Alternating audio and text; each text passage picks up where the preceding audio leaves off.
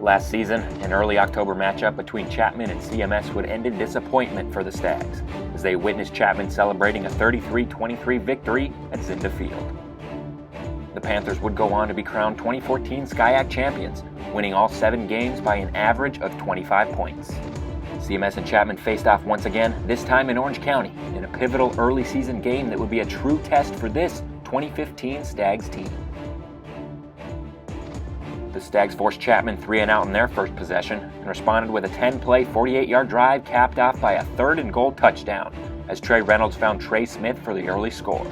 The Panthers responded by scoring on their next possession and took a 14-7 lead nearing the end of the second quarter.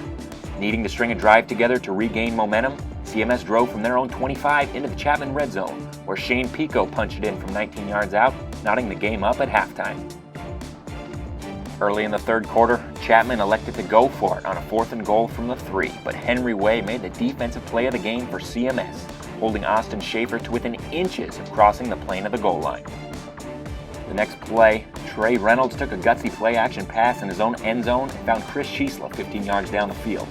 Schiesla turned it into a massive 81-yard swing in field position, allowing Matthew Avon to give the Stags a 17-14 lead on a 28-yard field goal. The Panthers would tack on 2 straight field goals of their own, taking a 20-17 lead over CMS late into the fourth quarter. After a 40-yard pass and catch on their final drive of regulation, Matthew Avon was set up with a 31-yard field goal to send the game into overtime. In the second overtime, with the game on the line, needing a touchdown to win, CMS had a 3rd and goal from the 4.